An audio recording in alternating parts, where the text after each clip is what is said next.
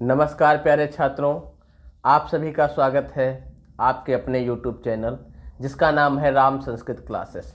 तो छात्रों, इस वीडियो से पहले हम लोगों ने 2024 प्रीवियस ईयर्स विषय संस्कृत का प्रथम पाली का यानी कि फर्स्ट सिटिंग का जो पेपर था उसका अध्ययन कर लिया था उसी की।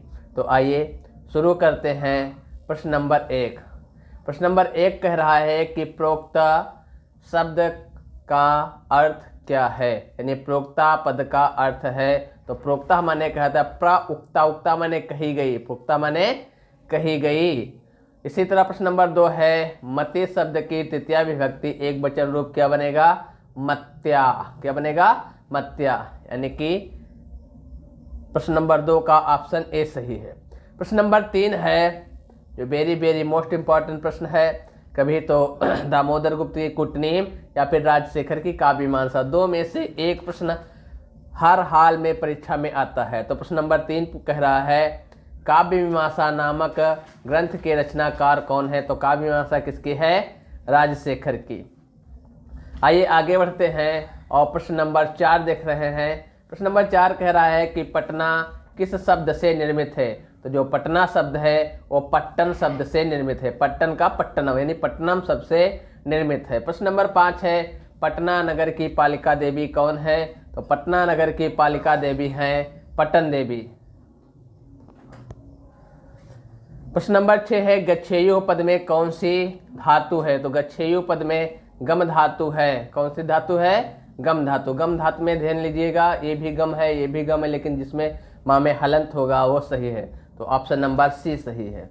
इसके बाद है प्रश्न नंबर 7 पा प्लस तुमुन, यानी पा धातु में जब तुमुन प्रत्यय मिलेगा से कौन अव्यय बना है? तो बनेगा पा तुम, यानी पीने के लिए। फिर रिक्त स्थान दिया है प्रश्न नंबर 8 परीक्षायाम अहम प्रथम स्थानम प्राप्तवान। तो परीक्षायाम यानी कि यहाँ विशेषण और विशेष के अनुसार से विभक्ति लगे। तो परीक्षायाम में जिस तरह सप्तमी विभक्ति का एक वचन है उसी तरह जो विशेषण होगा यानी विशेष पद होगा उसमें भी सप्तमी विभक्ति का एक वचन लगेगा। तो इस हिसाब से वार्षिक्याम में लगा है, तो इसका रिक्त स्थान में क्या हो जाएगा? वार्षिक्याम परीक्षायाम अहम प्रथम स्थानम प्राप्तवान। आइए प्रश्न नंबर 9 लिखा है कि अजा में कौन सा स्त्री प्रत्यय है? तो अजा में टाप प्रत्यय है। 10 प्रश्न नंबर 10 कह रहा है स्मृति पद में कौन सी धातु है? तो इसमें स्मृ धातु है। कौन सी? ऑप्शन नंबर ए सही है। किस पद में व्यंजन संधि है? तो रमेशा पाचका अतीवा है, इनमें सब में स्वर संधि है। संयमः में व्यंजन संधि है, ये बनेगा सम प्लस यमः मा का अनुस्वार हो जाएगा मोनुस्वारा संधि से, यानी कि यहाँ पर व्यंजन संधि है। इसके बाद प्रश्न नंबर 12 है किस समास का पहला पद संख्यावाची होता है? तो पढ़ाया था कि संख्या पूर्वुः दिगुः, जिसका पूर्व पद संख्यावाची होता है उसको कहते हैं दिगु समास। प्रश्न नंबर 13 है यथे इच्छम का विग्रह क्या होगा? तो इसका होगा इच्छाम अनतिक्रम में, ऑप्शन नंबर बी सही है। फिर प्रश्न नंबर 14 कह रहा सार्धम अव्यय के योग में कौन सी विभक्ति होती है? तो जब पढ़ा रहे थे तो उसमें बताया था सह साकम सार्धम समम के योग में होती है आपकी तृतीया विभक्ति। कौन सी विभक्ति? तृतीया। तो यहाँ पे सह हो या सार्ध हो या समम हो आदि के योग में तृतीया विभक्ति होती है। तो यहाँ सार्धम मिला तो इसके में होगी आपके तृतीया विभक्ति। इसके बाद है वने वसति सिंहः, इस वाक्य में सप्तमी विभक्ति किस सूत्र से हुई है? तो इसमें सप्तमी विभक्ति पूछा है तो ये विभक्ति सप्तम्य अधिकरण है, यानी कि अधिकरण में सप्तमी विभक्ति होती है। यानी विभक्ति पूछ रहा है तो सप्तम्य अधिकरणीय से यहाँ सप्तमी विभक्ति हुई है। आइए प्रश्न नंबर 16 कह रहा है कि कर्म कारक में कौन सी विभक्ति होती है? तो कर्मणि द्वितीया, कर्म में कौन सी विभक्ति होती है? द्वितीया विभक्ति। प्रश्न नंबर 17 है भास रचित नाटकों की संख्या कितनी है? तो भास ने 13 नाटक लिखे। कितने नाटक? 13। वजिन शब्द का अर्थ क्या है? प्रश्न नंबर 18 तो वजिन का अर्थ होता है अश्वः, अश्वः का मतलब होता है घोड़ा। प्रश्न नंबर 19 है कर्णस्य दानवीरता पाठ में अविहा अविहा अविहा किसकी उक्ति है? तो यह ऐसा किसने कहा था? शक्र ने कहा था। किसने कहा था? शक्र ने कहा। इसके बाद प्रश्न नंबर 20 है सुबद्ध मूला पादपः निपतन्ति। ये फर्स्ट सेकंड में भी आया था और सेकंड सेकंड में भी यह प्रश्न पूछा गया। तो काह जो यहाँ पादपः के नीचे रेखा है, तो पादपः जो है पादपः, पादपौ, पादपाः, ये क्या है, प्रथमा विभक्ति का बहुवचन है। तो इसी तरह कह, कह, कौ, काह, ये रूप हो जाएगा इसका, का शब्द सही हो जाएगा।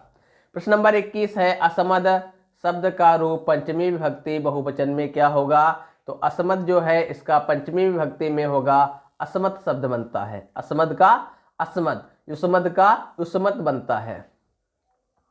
आइए प्रश्न नंबर है 22 संसित व्रता मुनया उत्तिष्ठन्ते। जो संसित व्रता मुनया होते हैं उठते हैं कब, आदित्यम यानी आदित्य में उठते हैं। फिर प्रश्न नंबर 23 है मंदाकिनी वर्णन पाठ कहाँ से लिया गया है। तो जो मंदाकिनी वर्णन है वह रामायण से लिया गया है। रामायण के रचनाकार है वाल्मीकि जी। प्रश्न नंबर 24 है हे कल्याणी संबोधन किसके लिए आया है। तो हे कल्याणी जो संबोधन आया है वह सीता के लिए आया है। राम ने मंदाकिनी के क्षेत्र को सीता को दिखा रहे हैं, तभी कह रहे हैं हे कल्याणी ये सब क्षेत्र देखो। प्रश्न नंबर 25 कह रहा है स्वामी दयानंद के बचपन का नाम क्या था। तो स्वामी दयानंद के बचपन का नाम था मूल शंकर। प्रश्न नंबर 26 है तत्र विधिवानां स्थिति गृहीता अस्ति, यानी कि वहां पर विधवाओं की स्थिति बहुत ही गृहीत थी। प्रश्न निर्माण में रेखांकित पद के स्थान पर क्या होगा। तो स्थिति कैसी थी, गृहीता। तो गृहीता के प्रश्न जब बनाएंगे तो हो जाएगा कीदृशी। कीदृशी माने कैसी, यानी विधवाओं की स्थिति कैसी थी तो गृहीता थी। तो प्रश्नवाचक शब्द है कीदृशी, कीदृशी माने कैसी। इसके बाद प्रश्न नंबर 27 है स्वामी दयानंद का जन्म कब हुआ। तो स्वामी दयानंद का जन्म 1824 ईस्वी को हुआ था। कहाँ, गुजरात प्रांत के टंकारा नामक गांव में। या तो जन्म पूछेगा या कहाँ हुआ था यह पूछता है। स्वामी दयानंद पाठ से भी बहुत ज़्यादा क्वेश्चन पूछे जाते हैं। आर्य समाज की स्थापना किसने की। तो आर्य समाज की स्थापना स्वामी दयानंद ने 1875 ईस्वी में मुंबई में की। शिक्षा कर्म, शिक्षा कर्म क्या है, जीवनस्य परम गति, जीवन की परम गति क्या है, शिक्षा कर्म। 29 का ऑप्शन नंबर सी सही है। उपैति पद का अर्थ होता है, उपैति पद का अर्थ होता है प्राप्त करता है। प्रश्न नंबर 30 का ऑप्शन नंबर ए सही है। फिर प्रश्न नंबर 31 कह रहा है राम प्रवेश के गांव का नाम क्या था। तो बिहार राज्य के भीखनटोला नाम का गांव था, जहां पर एक बहुत ही निर्धन परिवार रहता था, जिससे एक कोस मात्र दूर पर एक प्राथमिक विद्यालय था। तो राम प्रवेश कहाँ रहता था, गांव का नाम क्या था, भीखनटोला। आइए आगे बढ़ते हैं। प्रश्न नंबर 32। प्रश्न नंबर 32 कह रहा है प्रशासन ने भीखनटोला से एक कोस की दूरी पर क्या स्थापित किया था। तो भीखनटोला गांव से एक कोस दूरी पर एक संस्था द्वारा यानी कि सरकारी विद्यालय था, जिसका नाम था प्राथमिक विद्यालय। कौन सा विद्यालय था, प्राथमिक विद्यालय। प्रश्न नंबर 33 कह रहा है तथा युक्तम चानिष्पतम सूत्र का उदाहरण क्या होगा। तो इसका होगा सा ग्रामम गच्छन् तृणम, इस वह गांव को जाता हुआ तिनको को छूता है। कर्मणि वीरा, कर्म में वीर अर्थात कर्म वीरः, कर्मणि वीरा कर्म में वीर क्या हो जाएगा, कर्म वीरा। यहाँ पर समास पूछ लेता तो समास होता सप्तमी तत्पुरुष समास। प्रश्न नंबर 35 कह रहा है लंबोदरः। प्रश्न नंबर 35 है लंबोदरः किस समास का उदाहरण है। तो लंबो लंबम उदरम यस्य सह लंबोदरः समास हो जाएगा बहुव्रीहि समास। अन्य पद प्रधाना बहुव्रीहि। किस समास के पूर्व पद की प्रधानता रहती है। तो पूर्व पद प्रधानो प्रायः अव्ययी भावः। कौन सा समास होता है, जिस समास में पूर्व पद की प्रधानता होती है वो अव्ययी भाव होता। 9 + इकः से बन जाएगा नायिका, क्योंकि औ का है तो हो जाएगा आओ, और आओ में ई मिल जाएगी तो ई का बन जाएगा, हो जाएगा आपका नाविका। ऑप्शन नंबर बी सही है। फिर अगला 38 नंबर है देवर्ष में कौन सी संधि है। देवर्ष में कौन सी संधि है। तो देव प्लस ऋषि हो जाएगा देवर्ष स्वर संधि। कौन सी संधि, स्वर संधि। पराक्रमः हन्ति, रिक्त स्थान है। पराक्रमः किसको मारता है? पराक्रमः अनर्थम हन्ति, पराक्रम जो है अनर्थ को नष्ट कर देता है, यानी 39 का ऑप्शन नंबर सी सही है। इसके बाद प्रश्न नंबर 40 है परमः तृप्ति। परम तृप्ति क्या है? तो विद्या एकः परमः तृप्ति, विद्या क्या है? एक परम तृप्ति है। प्रश्न नंबर 41 है संबोधने चा सूत्र से प्रथमा विभक्ति किस वाक्य में है? तो संबोधन जब किसी को किस दूर से पुकारा जाए या आवाज दी जाए तो वहां पर संबोधन, जैसे यहाँ पर हे मोहन पुस्तकम पठ, यहाँ पर संबोधन का चिन्ह भी लगा है और ये ऑप्शन नंबर डी सही, हे मोहन पुस्तकम पठ। प्रश्न नंबर 42 कह रहा है कि जयतु किस धातु का रूप है? तो जयतु जो शब्द है वो जी धातु का रूप है। राजन शब्द का षष्ठी विभक्ति बहुवचन रूप क्या होगा? तो इसका ऑप्शन नंबर बी सही है, राज्ञाम। आइए आगे बढ़ते हैं, प्रश्न नंबर 44 देखते हैं। त्वयि पद का मूल रूप क्या है? तो त्वयि जो शब्द है एक इसका मूल रूप होगा युष्मद। क्या होगा? युष्मद। आइए आगे बढ़ते हैं, प्रश्न नंबर 45 है प्रत्यय अहम में कौन सा उपसर्ग है? प्रत्यय अहम में कौन सा उपसर्ग है? तो प्रति जोड़ अहम से मिला है तो इसमें उपसर्ग हो जाएगा प्रति। कौन सा हो जाएगा? प्रत्यय। प्रश्न नंबर 46 कह रहा है आलस्यस्य में कौन सा प्रत्यय है? तो आलस्यस्य में ऑप्शन नंबर बी से प्रत्यय है। प्रश्न नंबर 47 जनाः नम्राः भवन्ति, कहाँ के लोग कैसे लोग? तो बुद्धिमन्ताः, इस पर जनाः बहुवचन है उसी में बहुवचन हो जाएगा बुद्धिमन्ताः जनाः नम्रा भवन्ति।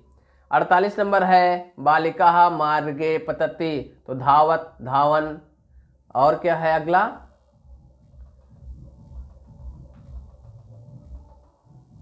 धावता, तो इसमें हो जाएगा बालिका स्त्रीलिंग है तो धावंती बालिका पतति, धवंती बालिका मार्गे पतति।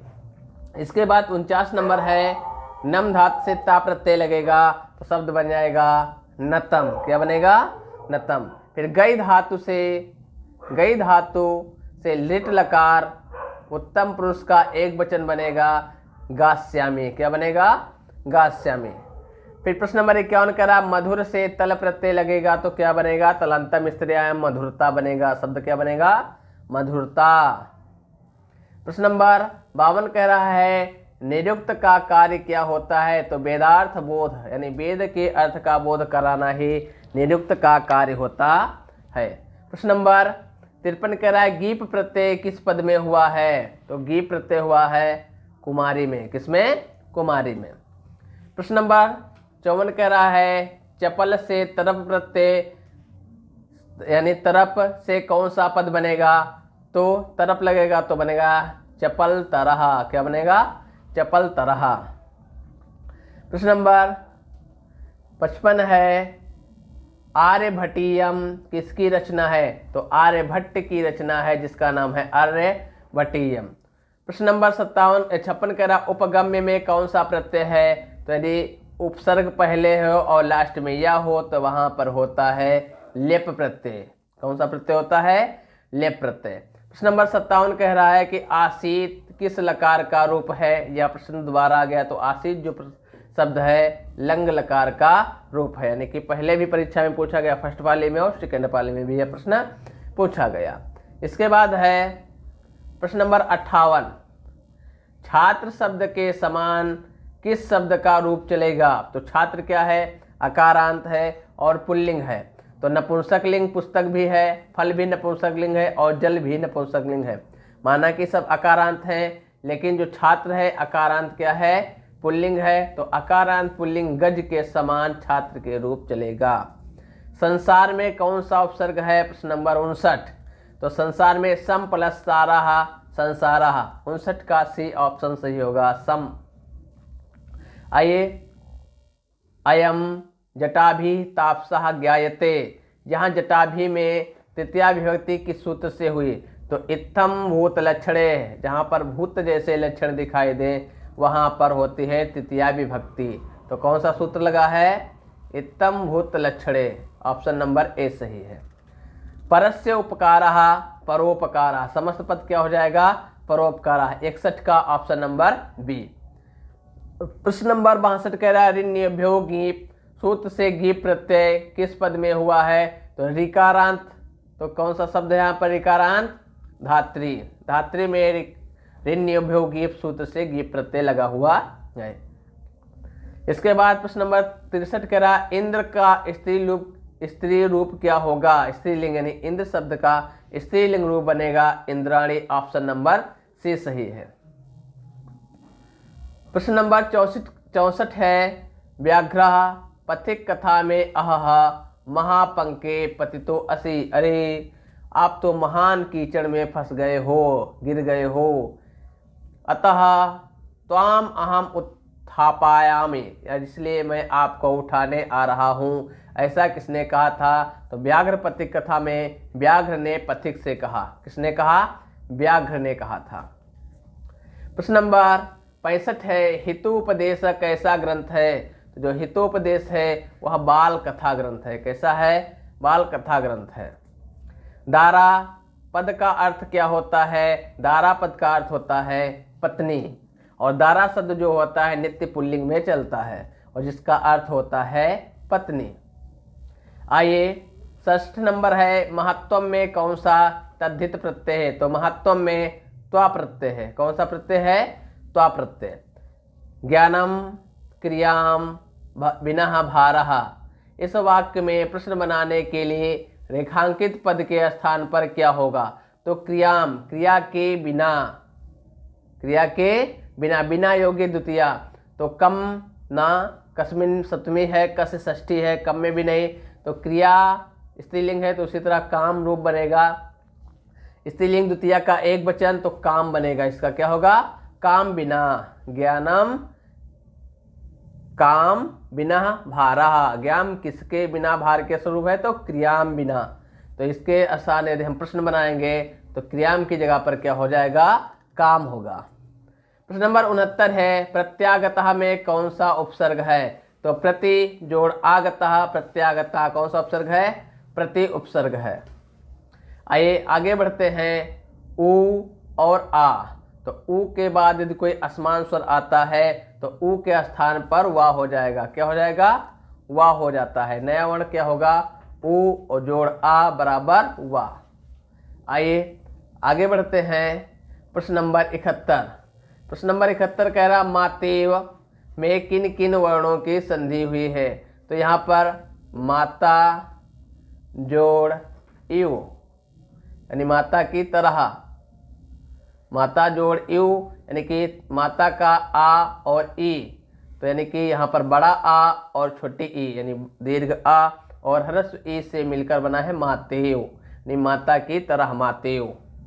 आइए प्रश्न नंबर 72 है विसर्ग संधि का उदाहरण निम्न में से कौन सा है? तो इतस्ततः, इतः यानी इतः का विसर्ग और उसके बाद ततः और विसर्ग के स्थान पर सा हो गया है और यहाँ पर हुई विसर्ग संधि। तो इसका ऑप्शन नंबर ए सही है। प्रश्न नंबर 73 कह रहा है शिवोपासको, शिवोपासकः किस समास का उदाहरण है? तो शिवस्य उपासकः यानी शिव के उपासक, शिवस्य उपासक। तो यहाँ पर काकी के होगा तो वहाँ पर होगा षष्ठी तत्पुरुष समास। ऑप्शन नंबर डी सही है। योग दर्शन के प्रवर्तक कौन है? तो योग दर्शन जो है उसके प्रवर्तक हैं पतंजलि। आइए आगे देखते हैं अशांति। प्रश्न नंबर 75 अशांति निवारण के उपाय, अशांति के निवारण का उपाय किस पाठ में वर्णित है? तो अशांति के निवारण का पाठ यानी उपाय विश्व शांति नामक पाठ में वर्णित है। कौन सा पाठ का नाम क्या है? विश्व शांति।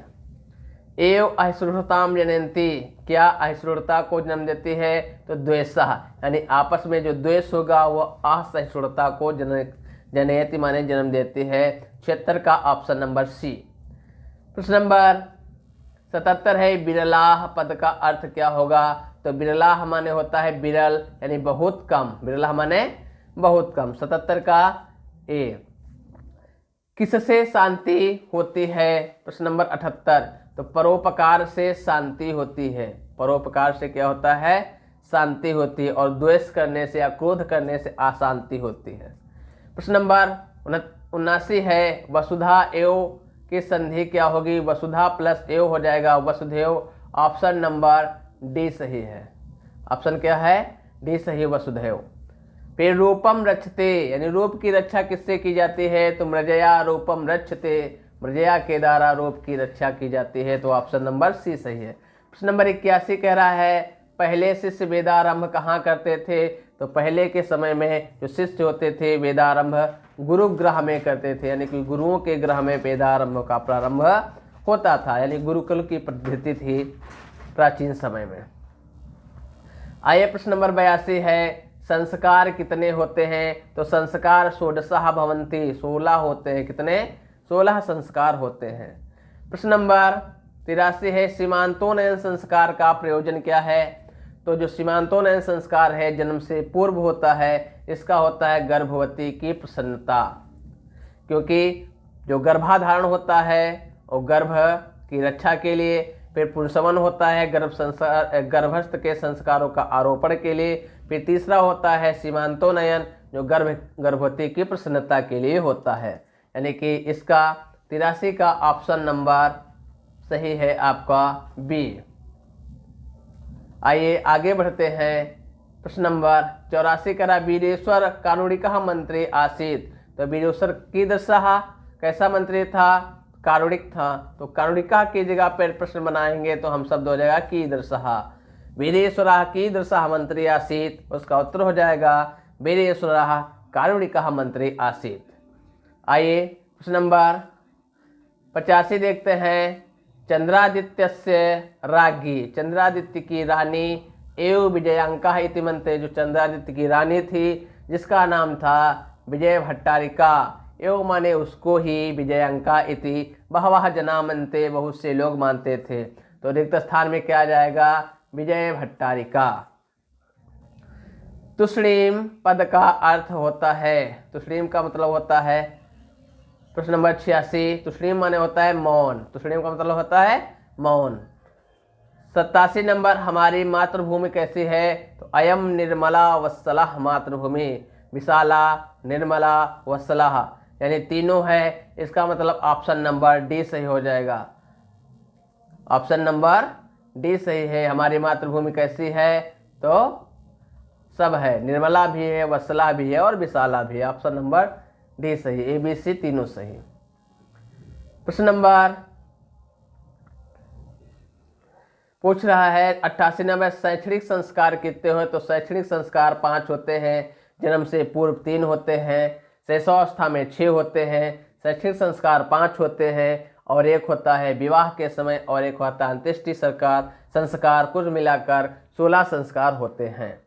फिर तिरुमलांबा रचित चंपू काव्य क्या है, तो वरदाम्बिका प्रणय तिरुमलांबा का बहुत प्रसिद्ध और प्राचीनतम चंपू काव्य है।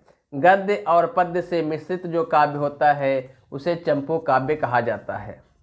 प्रश्न नंबर 90 है लौकिक संस्कृत साहित्य की कवियत्रियों में प्रथम कल्पा कौन थी, तो लौकिक संस्कृत साहित्य में जो प्रथम कल्पा थी जिसका नाम था विजयांका को ही प्रथम कल्पा माना जाता है। ऑप्शन नंबर सी सही हो जाएगा। ऋग्वेद में कितनी मंत्र दर्शनवती ऋषिकाओं का उल्लेख मिलता है, तो ऋग्वेद में 24 ऋषिकाओं का वर्णन मिलता है। और यहीं पर दूसरा प्रश्न पूछता है कि अथर्ववेद में कितने ऋषिकाओं का वर्णन मिलता है, तो अथर्ववेद में 5 यमी, अपाला, उर्वशी, इंद्राम्भी और वागाम्भरणी 5 ऋषिकाओं का वर्णन मिलता है अथर्ववेद में। आइए प्रश्न नंबर 92 देखते हैं विग्रहो अयम किस संधि का उदाहरण है, तो विग्रह प्लस अयम, विग्रहो अयम, ये है आपका व्यंजन संधि, विसर्ग का ओ हो गया है। प्रश्न नंबर 93 है असंभवम में कौन सा समास है, तो ना संभवम असंभवम अर्थात हो जाएगा नेय तत्पुरुष समास। प्रश्न नंबर 94 कह रहा है भाग्येन एतत् संभवति, यह भाग्य से ही संभव होता है। जब सोने का कंगन दिखाया किसने, व्याघ्र ने पथिक को, तो पथिक ने सोचा कि यह बहुत ही भाग्य से प्राप्त होता है। ऐसा किसके द्वारा विचार किया गया, तो ऐसा पथिक के द्वारा विचार किया गया, और पथिक लालच में आकर कीचड़ में फंस जाता है और बाघ का शिकार होता है। आइए प्रश्न नंबर 95 कह रहा है कि नीति श्लोकः पाठ महाभारत के किस पर्व से संकलित है। तो नीति श्लोक का जो पाठ है वह महाभारत के उद्योग पर्व से लिया गया है, उद्योग पर्व से संकलित है। पूछ लेगा कि महाभारत में कितने पर्व हैं, तो महाभारत में कुल 18 पर्व हैं। कितने? 18 पर्व हैं, 1 लाख श्लोक हैं और वेद व्यास इसके रचनाकार हैं। आइए आगे बढ़ते हैं। अलसशाला में 96, अलसशाला में कितने लोग सोए हुए थे। तो अलसशाला में 4 आलसी सोए हुए थे, बाकी तो जैसे ही आग लगी वो सब लोग क्या हुए, भाग गए। आइए प्रश्न नंबर 97 देखते हैं। ईसत का अर्थ क्या होता है। तो ईसत का अर्थ होता है समीप। क्या होता है? समीप।